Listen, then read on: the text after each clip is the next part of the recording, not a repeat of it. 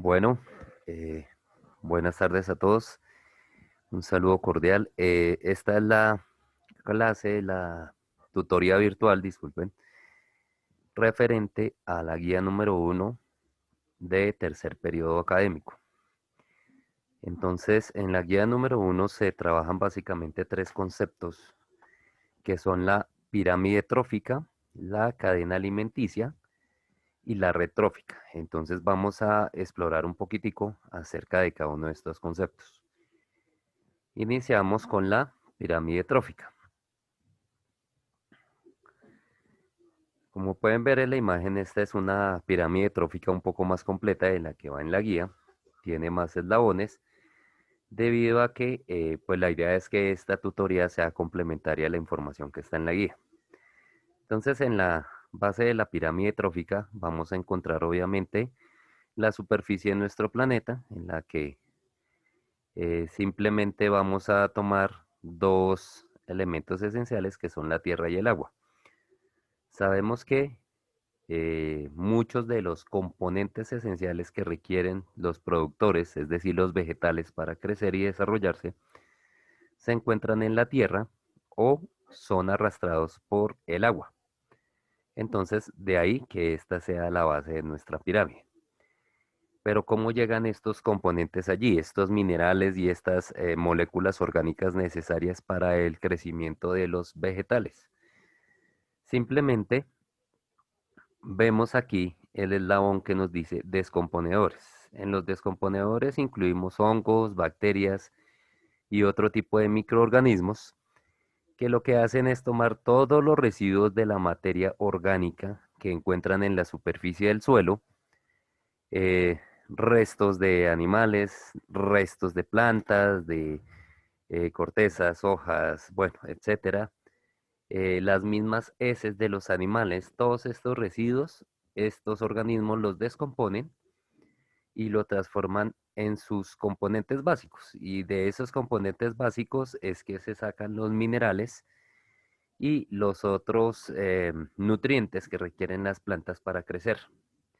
Entonces, estos descomponedores son los que alimentan la tierra con estos compuestos básicos y los que no, pues son arrastrados por el agua. Entonces, subiendo a través de la pirámide, encontramos el primer eslabón formal, que son los productores. En los productores, entonces, encontramos todos los vegetales, hierbas, arbustos, árboles, todo tipo de plantas que fabrican su propio alimento, pero como ya habíamos dicho, requieren unos componentes básicos, una materia prima para transformar que la proporcionan entonces la tierra y el agua. Esta materia prima de ellos, con la luz solar, hacen el proceso de fotosíntesis y entonces la transforman en los compuestos que les sirven como nutrientes. Estos productores entonces son autótrofos, no requieren consumir energía o obtener energía de otros organismos, sino directamente la obtienen de la luz solar y de los compuestos básicos que les da el suelo. Subiendo al siguiente eslabón encontramos a los herbívoros. Los herbívoros, vamos a hablar de herbívoros a nivel de vertebrados y de invertebrados, todos. Es decir, en invertebrados tenemos los moluscos, los insectos, etcétera. Todos estos animales que se alimentan de plantas, y en los vertebrados, pues obviamente vamos a encontrar desde pequeños roedores como ratones, como ardillas, etcétera, conejos, y vamos ascendiendo a través de todo el tamaño de los herbívoros hasta llegar a los grandes herbívoros como las ovejas, las cabras, las vacas, caballos, venados, bueno, etcétera, etcétera, etcétera. Hasta los más grandes como los búfalos y elefantes. Entonces todos estos herbívoros son llamados también consumidores de primer orden. Esos consumidores de primer orden entonces se alimentan directamente de los productores. Más arriba encontramos el otro eslabón, que es el de los pequeños carnívoros o consumidores de segundo orden. Pues aquí los llamamos pequeños, aunque no necesariamente son pequeños en tamaño, sino porque son, digamos, los primeros carnívoros que aparecen dentro de un ecosistema o dentro de una cadena alimenticia. Entonces estos carnívoros son los que se alimentan de los herbívoros. Ahí encontramos entonces aquí en la pirámide aparecen ejemplos como la comadreja, el cernícalo, que es una especie de halcón muy pequeño, etcétera, etcétera, etcétera. Entonces, pues la idea es que estos pequeños carnívoros son los consumidores de segundo orden, son los que se alimentan directamente de los herbívoros, por lo menos de los más pequeños. Más arribita encontramos una especie de suborden que son los omnívoros. Omnívoros son aquellos que se pueden alimentar tanto de otros animales, ¿sí? Ya sean carnívoros, herbívoros, o de los mismos productores, es decir, de las mismas plantas. Entonces, estamos nosotros, los seres humanos, osos, zorros, cuervos, los cerdos también, etcétera, etcétera, etcétera. Entonces, son animales que, digamos, si escasea un tipo de alimento, perfectamente pueden alimentarse de otros sin ningún inconveniente y suplen de alguna manera sus necesidades nutricionales. Más arriba entonces encontramos otro gran eslabón que son los grandes carnívoros o lo que nosotros llamamos los consumidores de tercer orden o superdepredadores. Estos se llaman así porque, digamos, están en la cima de toda la cadena alimenticia y usualmente no tienen enemigos naturales como tal. Entonces aquí encontramos lobos, el lince, el águila real, obviamente todos los grandes felinos están aquí, jaguar, el leopardo, el león, el tigre, bueno, todos estos. En una retrófica acuática, podríamos hablar de una ballena orca o de los tiburones, estos animales que son los que están arriba en la cadena y no tienen enemigos naturales como tal. Entonces ahí aparecen los grandes carnívoros. Más arriba, entonces, el eslabón de los necrófagos. Necrófagos quiere decir que se alimentan de cadáveres, de materia muerta. Aquí también encontramos entonces vertebrados e invertebrados. Los vertebrados entonces ya conocemos son los buitres, los chulos, el cóndor, las hienas, chacales, etcétera, todos estos carroñeros. Y en la parte de los invertebrados entonces tenemos a los insectos y gusanos, etcétera, que también se alimentan de los cadáveres. Entonces van iniciando, digamos, la descomposición de estos. Esa es la parte de los necrófagos. Entonces, mucha de esta, digamos, residuos que sacan los necrófagos van al aire, ¿cierto? A nuestra atmósfera.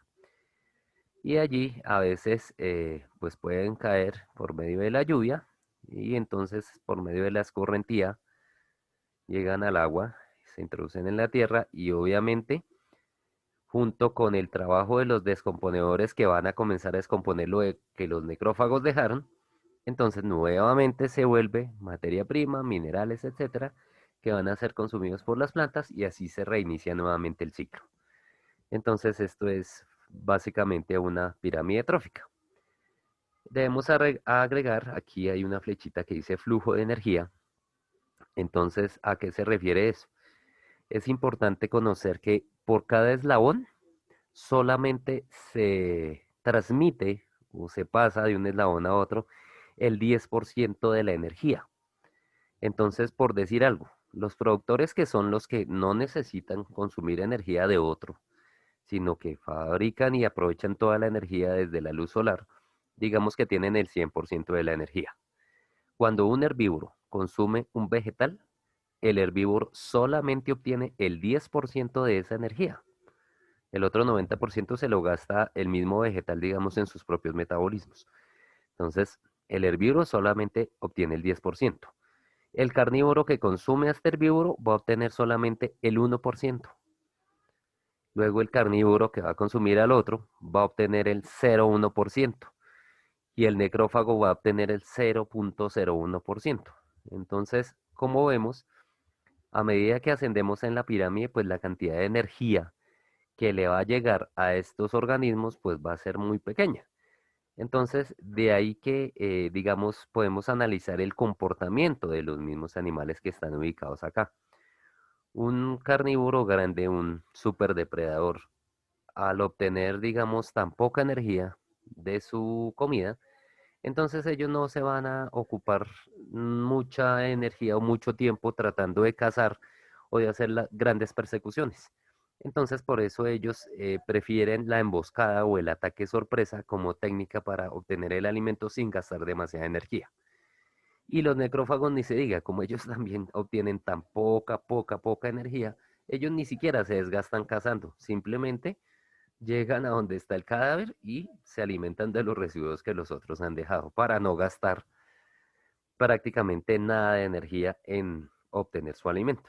Entonces, esa es la razón también por la cual nosotros podemos analizar el comportamiento de muchos animales dentro de un ecosistema.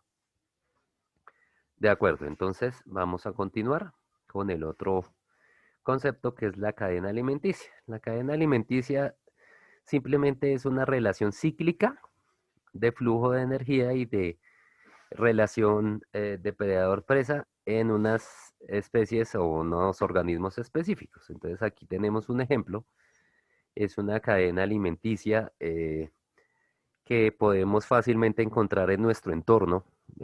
Esta cadena la podemos observar fácilmente, por decir algo, en el Cerro de Madrid, ¿sí? O en cualquier lugar así donde haya un pequeño bosquecito en nuestro ecosistema de sabana.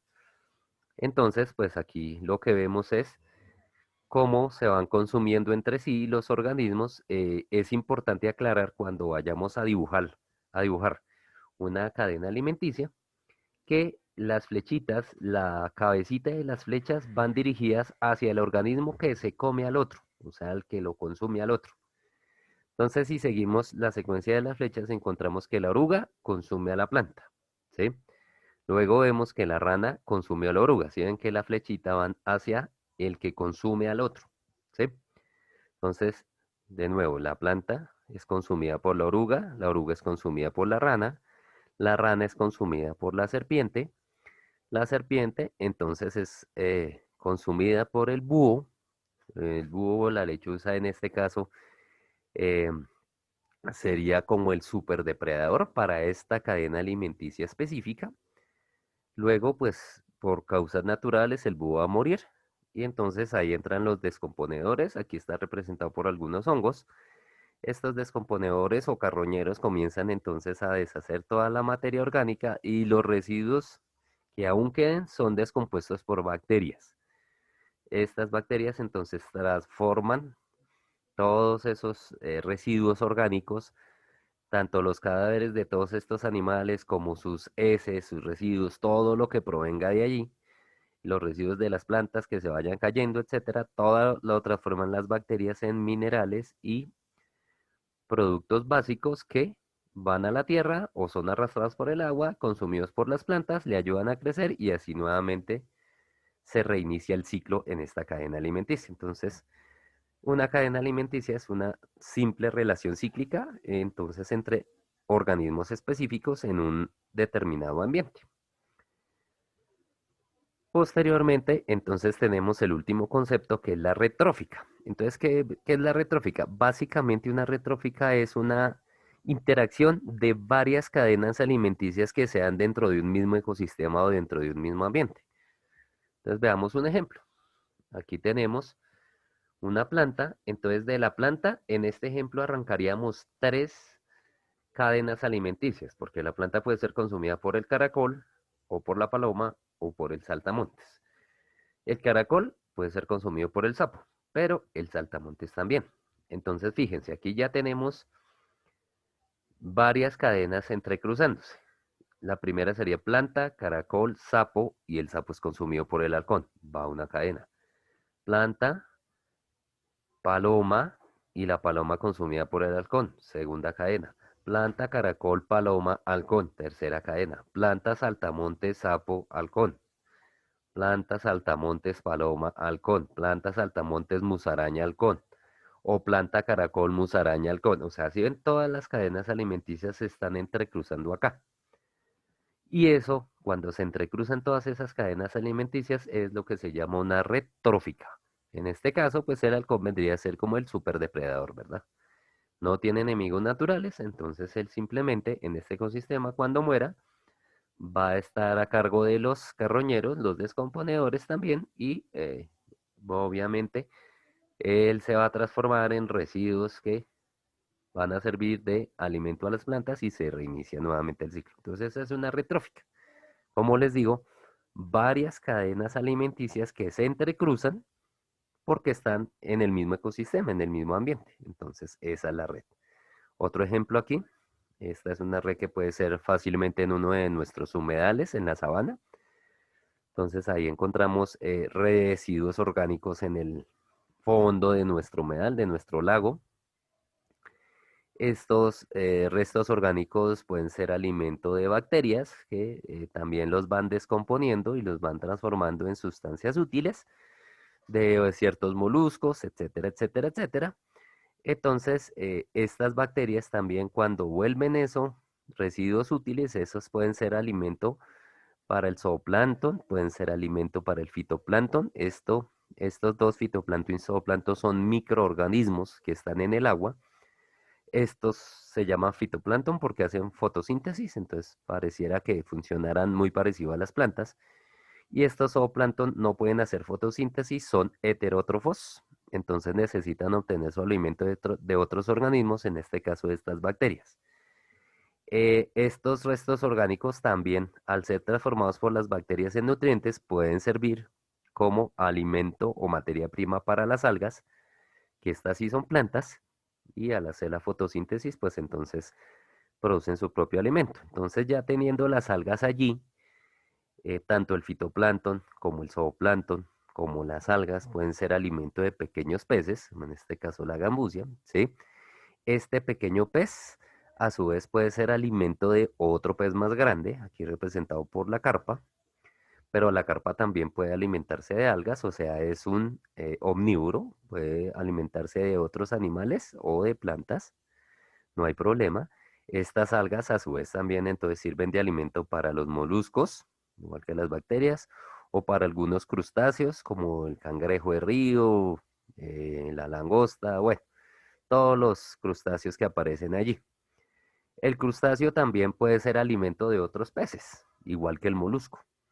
Y finalmente llegamos a la cima de la cadena, que en este caso está representada por una garza, puede ser un pato también, que se puede alimentar del pez pequeño, del pez más grande, puede alimentarse del crustáceo, puede alimentarse del molusco, bueno, alimentarse, digamos, de todos estos animales. Este sería como el superdepredador en este caso. Y pues cuando ellos mueren, entonces van a ser residuos orgánicos que van a ser transformados por bacterias e iniciamos nuevamente el ciclo. Entonces esto es otro ejemplo de una retrófica. Y finalmente, pues vamos a incluir otro ejemplo, pero ya a nivel acuático, digamos, esto es ya a nivel de océano. Lo mismo, entonces el lecho marino, el fondo del mar. En el fondo del mar hay residuos que son transformados por bacterias.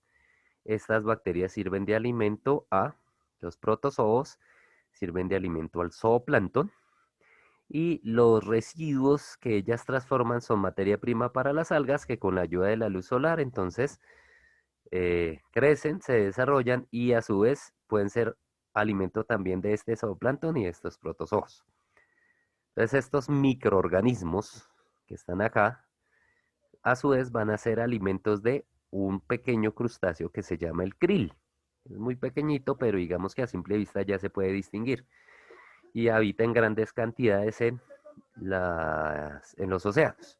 Entonces ese krill va a ser una base alimentaria para gran cantidad de especies. Entonces, ¿como cuáles?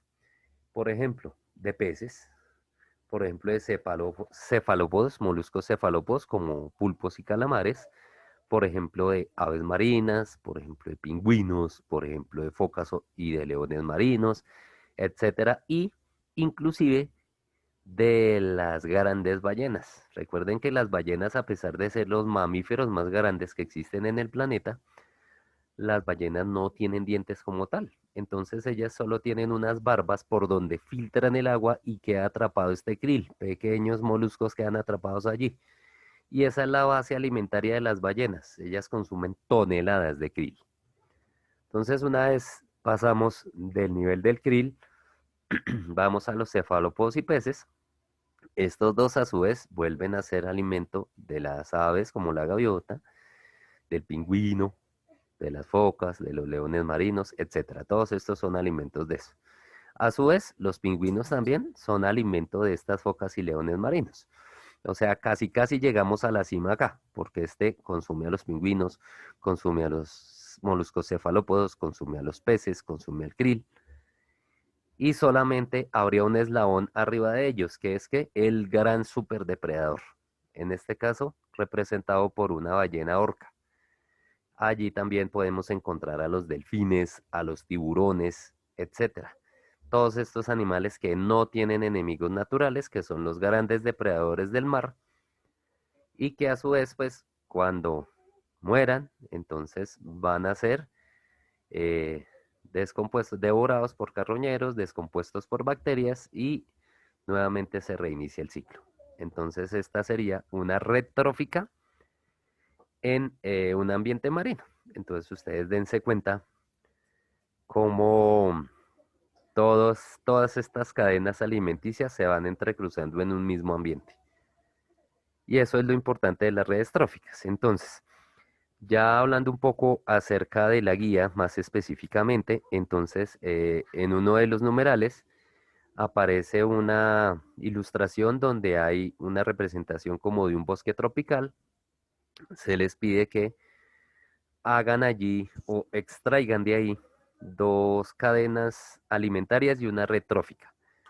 Entonces, ustedes lo pueden hacer dentro de la misma gráfica por medio de flechitas. Eso sí, les recomiendo que por favor utilicen flechas de diferentes colores para cada cadena alimentaria y obviamente de diferente color para la red trófica.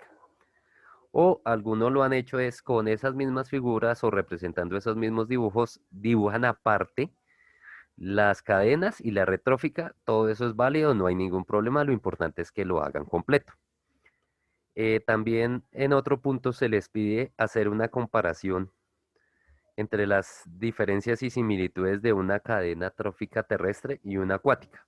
Por favor, yo quiero una tabla de un nivel de séptimo de bachillerato con una buena consulta con respecto a los conceptos. Hay personas que me escriben dos cosas, digamos, muy básicas y pues obviamente si la información es muy poca y el análisis es muy poco, pues yo no les voy a dar puntos por ese desarrollo. Entonces sí les pido que por favor desarrollen a un nivel de séptimo de bachillerato. Y finalmente el último punto, les voy a pedir por favor, es una situación que habla acerca de unos plaguicidas y de la población de serpientes, que se remitan a darme la explicación con respecto a la información que les da ese punto. Hay personas que se limitan a decirme, por ejemplo, que las serpientes están desapareciendo, que porque cuando los científicos las cogen para estudiarlas las matan y entonces por eso están desapareciendo. Eso no tiene ninguna lógica ni ninguna relación con la información que se les está dando. Entonces sí necesito que por favor se remitan a dar una explicación basado en los datos y en la información que se les da en el numeral 7, que es el último punto. ¿Qué otra cosa les voy a decir con respecto a la guía? El primer punto dice claramente que deben copiar toda la parte teórica de la guía porque eso vale el 30% de la calificación. Y entonces tienen que enviarme las fotografías de esa parte teórica copiada en sus cuadernos, muchachos, junto con las actividades. Las actividades las pueden realizar si quieren en el cuaderno, si quieren en otros formatos como Word, como PowerPoint, bueno, lo que les quede a ustedes fácil manejar, no hay ningún problema. Lo importante es que me envíen las dos cosas, tanto la evidencia de la parte teórica como las actividades desarrolladas en el formato que les hubiera parecido mejor. Y obviamente todo muy completo y muy bien desarrollado. Esas son como las indicaciones generales. Finalmente, pues ya una vez presentada esta guía de tercer periodo, que va a ser la única, ya después pueden comenzar a mirar las actividades de primero y segundo periodo que de pronto deban para los que llegaron a perder, únicamente para los que perdieron biología en primero o segundo periodo, tienen la oportunidad de volver a presentar las guías de esos periodos para de alguna manera nivelar esa nota. Entonces, eso está en el último comunicado emitido por la institución. Entonces, pues lo que van a hacer es presentarla y de acuerdo a eso, pues entonces van a poder comenzar a nivelar de pronto las notas de periodos anteriores que hayan perdido. Repito, únicamente los que hayan perdido la materia de biología en primero o segundo periodo. Entonces, yo creo que esas son las instrucciones generales. Aquí les dejo entonces este material, espero que les sirva de ayuda y que pues lo aprovechen al máximo. Muchas gracias y un saludo muy cordial para todos.